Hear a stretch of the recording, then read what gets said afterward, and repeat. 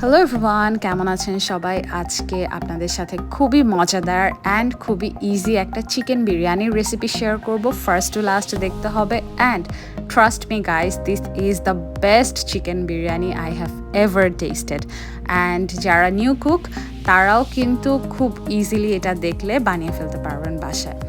So ফার্স্টে কিছু আলু কেটে নিয়েছিলাম। আলুগুলো এইভাবেই কাটবেন, কেটে এর মধ্যে কিছুটা লবণ অ্যাড করবেন, সাথে একটু মরিচের গুঁড়া এবং এবার একটু জিরার গুঁড়া দিয়ে সুন্দর করে এটাকে মেখে নিতে হবে। তারপরে আলুগুলোকে আমরা একটা একটা করে তেলের ভিতরে ছেড়ে দিচ্ছি এবং সুন্দর করে ভেজে নিতে হবে, খুব ভালোভাবে ভাজতে হবে। এই যে কালারটা এরকম একটা বাদামি কালার হয়ে গেলেই আমরা আলুগুলোকে একটা পাত্রে আলাদাভাবে উঠিয়ে নিব এবং সেই তেলের মধ্যেই আমরা আরেকটু তেল অ্যাড করে গরম করে সেই তেলে আমরা 1.5 কাপ পরিমাণে পেঁয়াজ কুচি দিয়ে নিচ্ছি। যেই পেঁয়াজ কুচিটাও খুব ভালোভাবে নাড়াচাড়া করে ভেজে নিতে হবে। এই যে আপনারা দেখতে পাচ্ছেন গাইস, যে এরকম একটা কালার চলে আসা পর্যন্ত একটু ভেজে দেন এর মধ্যে একটু আদা বাটা, তার মধ্যে রসুন বাটা এবং এই জিনিসটা দিয়ে আবার এই পেঁয়াজটাকে খুব সুন্দর করে মিক্স করে ভেজে নিতে হবে। অ্যান্ড এটা করলে এত সুন্দর একটা স্মেল আসবে, আপনারা যারা প্রিপেয়ার করবেন অবশ্যই এই প্রসিডিউরটাই ফলো করতে হবে আপনাদেরকে। তো ভালোভাবে মশলাটা কষিয়ে নিলে যেটা হবে, খুব খাবারের টেস্টটা ভালো আসবে। এবং এই মশলাটা সুন্দরভাবে কষানো হয়ে গেলে আমরা এখানে প্রায় 1 কেজি পরিমাণ চিকেন আছে, সেই চিকেনটাকে কষানো মশলার সাথে খুব ভালোভাবে মিশিয়ে নিতে হবে এবং তার মধ্যে পরিমাণ মতো পেঁয়াজ বাটা অ্যাড করতে হবে। এবং এরপরে আমরা এই চিকেনে খুব ভালোভাবে কষানো হয়ে গেলে রাঁধুনি যে মশলাটা আছে, রেডিমিক্স বিরিয়ানি মশলা, সেই মশলাটা ইউজ করব।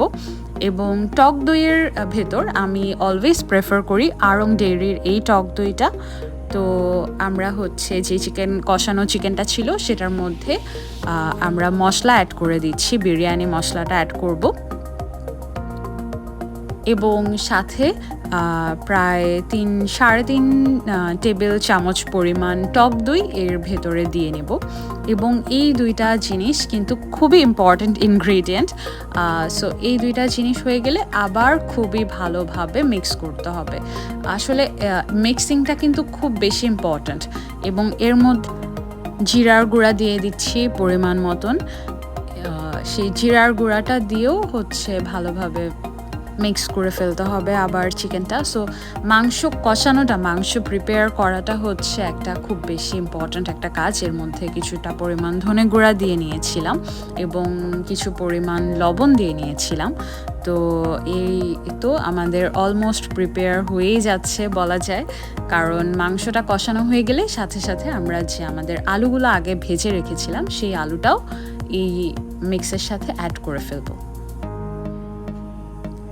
দেখতে পাচ্ছেন গাইস, খুব সুন্দর করে এটা অ্যাড করে ফেললে এই যে এরকম একটা খুব সুন্দর কালার আসবে অ্যান্ড খুবই সুন্দর একটা স্মেল আসবে। এর মধ্যে আমি একটু পরিমাণে টমেটো সস অ্যাড করে নিচ্ছি। এটা আসলে অ্যাভয়েডও করা যায়, বাট আই থিঙ্ক এটা আমি অলওয়েজ প্রেফার করি।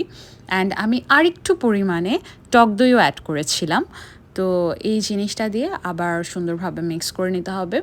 অ্যান্ড তার মধ্যে আমি প্রায় 1.5 কাপ পরিমাণ পানি অ্যাড করে এটাকে আবারও একটু মিক্স করে নিচ্ছি সব কিছুর সাথে, সো দ্যাট চিকেনটা খুব ভালোভাবে সিদ্ধ হয়ে যায়, আলুগুলা খুব ভালোভাবে সিদ্ধ হয়ে যায় অ্যান্ড মশলাটা অ্যাকচুয়ালি চিকেনের ভেতরে ঢুকে।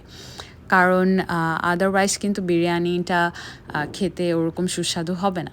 সো আমি আরও বেশি পরিমাণে পানি অ্যাড করে নিয়েছি অ্যান্ড আপনারা দেখতেই পাচ্ছেন। এরপরে এটাকে একটু মিক্স করে একটা পাত্র দিয়ে ঢেকে দিব। এবং এখানে দেখতে পাচ্ছেন আমি চিনি গুঁড়া, প্রাণের যে চিনি গুঁড়া সুগন্ধি চাল আছে সেটা ইউজ করছি। অ্যান্ড আমি এখানে প্রায় 1 কেজি পরিমাণ চাল ইউজ করেছিলাম, প্রায় 1 কেজি পরিমাণে মাংস ইউজ করেছি। সো চাল কিন্তু খুব ভালোভাবে ধুয়ে নিতে হবে, অবশ্যই এটা করবেন। সো এই যে আপনাদেরকে আমি পরিমাণটাও খুব ডিটেলসে দেখিয়ে দিলাম, সো দ্যাট আপনাদের একদমই হ্যাসেল না হয় এটা বানাতে। এই যে চালটাকে আমি যেহেতু অনেক কোয়ান্টিটিতে আমি রান্না করেছিলাম, প্রায় 8-10 জনের জন্য রান্না হয়েছিল, তো চালটাকে এভাবে সুন্দর করে ধুয়ে নিলাম এবং ধুয়েই হচ্ছে আমরা একটা কড়াইতে তেল দিয়ে দিচ্ছি। তার মধ্যে আমরা আবার কিছু পেঁয়াজ ভেজে নিব। সো পেঁয়াজগুলোও দিয়ে দিলাম কড়াইয়ের ভেতরে। অ্যান্ড পেঁয়াজগুলো সুন্দর করে ভেজে নিতে হবে একদম ব্রাউন হওয়া পর্যন্ত। আমরা এই পেঁয়াজগুলো একদম ভেজে নেব। এটা না মেইনলি হচ্ছে পেঁয়াজটা বেরেস্তা করে নিচ্ছি, কারণ আপনারা দেখবেন একদম লাস্টে গিয়ে আমি হচ্ছে কিভাবে পেঁয়াজ বেরেস্তাটা সেই রাইসের ভেতরে অ্যাড করে দিই। সো একদম শেষ পর্যন্ত দেখতে হবে। পেঁয়াজ বেরেস্তাটা হয়ে গেলে এভাবে অল্প একটু পরিমাণে চিনি অ্যাড করে নিলাম, সো দ্যাট এটার টেস্টটা আরও বেটার আসে। অ্যান্ড এই তো আমি আবার আরেকটা বড় একটা পাত্র নিয়েছি, যেহেতু আমি অনেকজনের রান্না করছিলাম।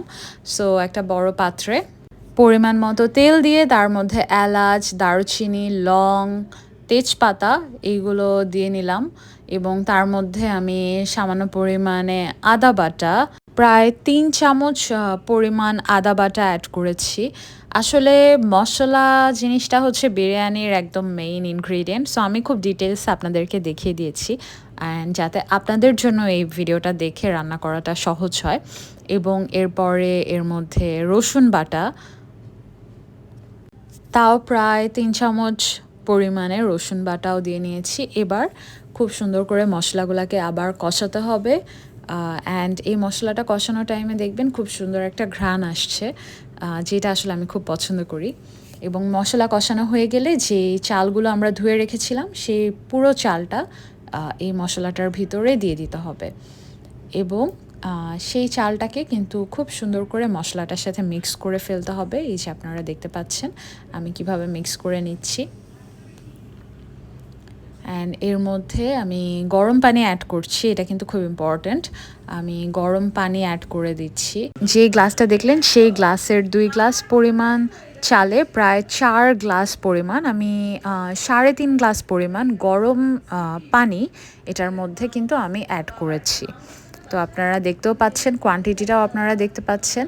আই হোপ গাইজ এটা আপনাদেরকে অনেক হেল্প করবে যখন আপনারা এই রেসিপিটা দেখে দেখে বানাবেন, তখন খুব এটা আপনাদেরকে হেল্প করবে। এর মধ্যে আমি কিছু পরিমাণে লবণ দিয়ে দিয়েছি এবং সুন্দর করে আবার একটু নাড়াচাড়া করে নিচ্ছি যেন সব কিছু খুব ভালোভাবে মিক্স হয়ে যায়।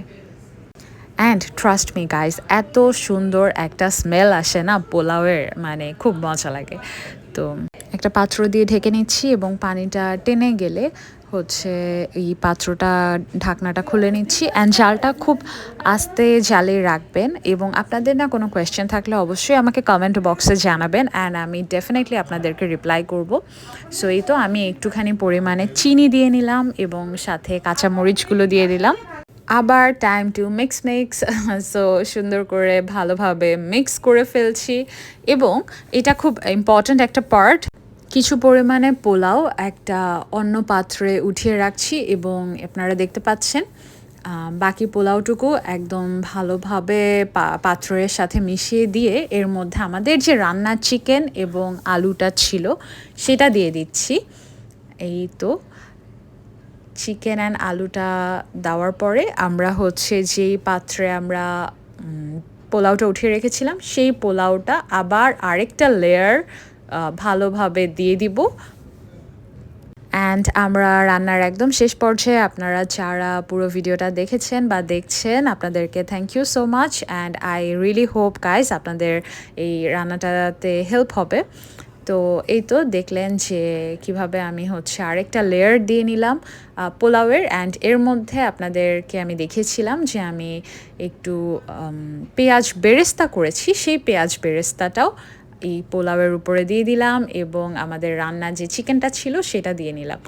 এত টেস্টি হয়েছিল অ্যান্ড এত মানে দেখতেই বোঝা যাচ্ছে যে কি পরিমাণে ডেলিশিয়াস একটা ডিশ।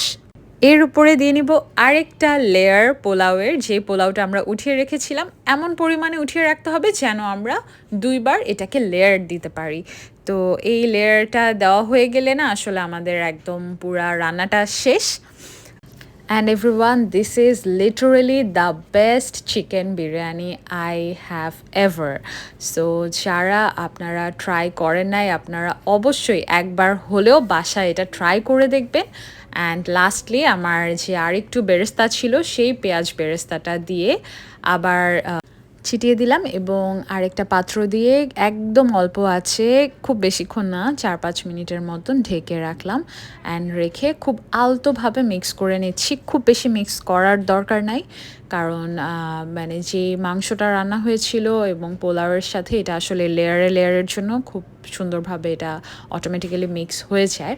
অ্যান্ড এই তো রান্না একদম শেষ। Thank you for watching. Please do like, comment and subscribe to my channel for more videos like this. And comment করে আমাকে জানাবেন যে আপনাদের কাছে ওভারঅল এই রেসিপিটা কেমন লাগলো, আর আপনারা বাসায় ট্রাই করেছেন কি না, কোনো কনফিউশন আছে কি না, কোনো ধরনের কোনো কোয়েশ্চেন থাকলে আমাকে কমেন্ট করে জানাতে পারেন। I will definitely try to help. And guys, thank you for watching. Please take care. Bye by.